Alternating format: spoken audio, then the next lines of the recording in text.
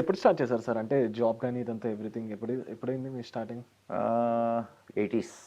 నేను అయితే first political నుంచి స్టార్ట్ చేస్తాను సార్. ఓకే.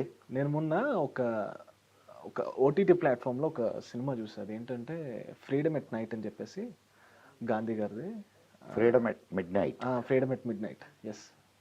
అది చూసా. అది ఒక నావెల్ ఉంది తెలుసా నీకు? Freedom at Midnight novel ఉంది.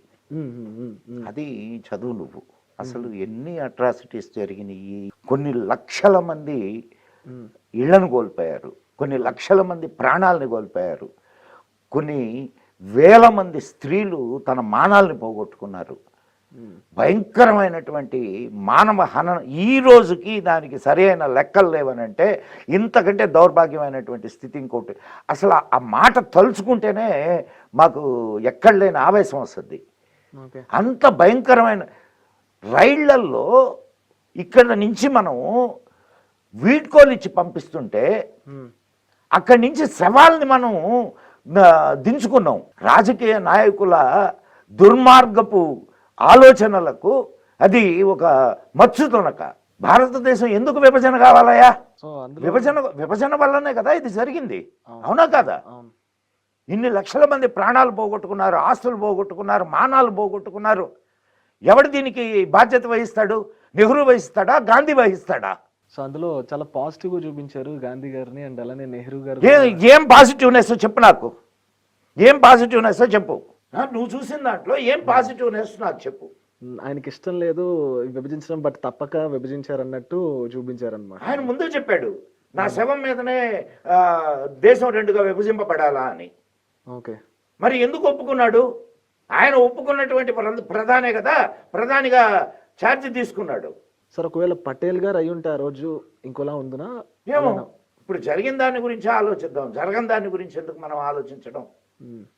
ఇప్పుడు ఇంత వినాశనానికి గాంధీ గారిని పాజిటివ్గా చూపించారని మాట్లాడుతున్నావు. గాంధీ గారిని ఏం పాజిటివ్గా చూపించారు నాకు చెప్పు.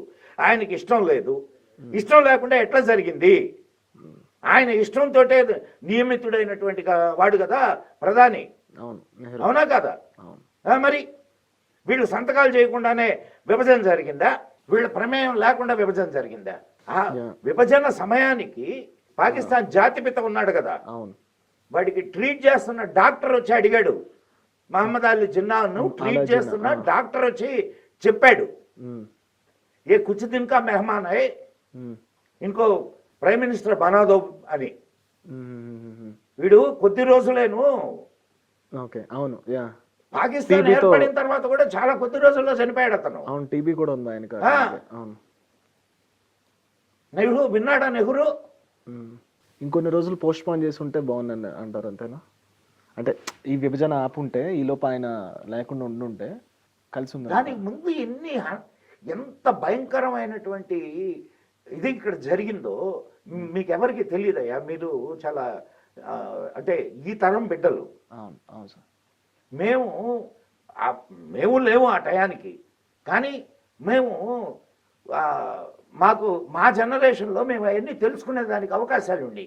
కానీ ఇప్పుడు ఏం చూపిస్తే అదే మేము నిజమని అనుకుంటున్నాం, అందుకే అనమాట. చూపించాల్సినవి చూపించడం లేదు కదా.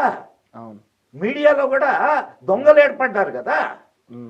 మీడియాలో ఒకరిని పాజిటివ్గా చూపించి అసలు జరిగిన సంగతిని మసిపూసి మారేడుకాయ చేసేటటువంటి మీడియా మనకు ఉన్నది కదా. ప్రతి దాంట్లో ముసుగు వీరులు ఏర్పడ్డారు. నీకు ఈనాడు సోషల్ మీడియా వచ్చింది కాబట్టి కొన్ని విషయాలు బయటకు వస్తున్నాయి. లేకపోతే ఏ మీడియా నిజం చెప్పిందో చెప్పు నాకు. సార్ నిజంగా అయితే ఇప్పుడు ఎవరిది తప్పు? మహమ్మద్ అలీ జిన్నాదా, గాంధీదా? అదే అయిపోయింది, కాదనట్లేదు. అందరిది. ఇప్పుడు స్వాతంత్రం వస్తే వీళ్ళిద్దరిదేనా? విభజన జరిగితే వీళ్ళిద్దరిది కాదా?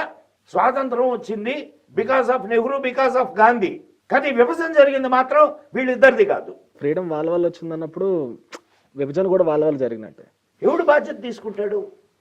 ఎంతమంది ప్రాణాలు పోయినాయి ఈ రోజు వరకు లెక్కలేదు తెలుసా నీకు? నువ్వు ఆ ఫ్రీడమ్ మిడ్ నైట్ నావెల్ చదువు, తెలుస్తుంది. హృదయ విదారకమైనటువంటి గాథలు ఉన్నాయి దాంట్లో. చాలా దారుణంగా ఉన్నాయి సార్ కొన్ని చూసా. అంటే వీళ్ళు మేబీ ఎంత తప్పనే కానీ ఆ అల్లర్లకి చాలా మంది చనిపోవడం కానివ్వండి, రాత్రిపూట చాలా అరాచకాలు చేశారని అయితే మాత్రం నేను చూసాను. అది మనకు స్వాతంత్రం వచ్చిన తర్వాత కూడా జరిగినాయి అయ్యా. అచ్చా, ఓకే. 1991లో జరిగినటువంటి కాశ్మీర్ ఎక్స్ప్రెస్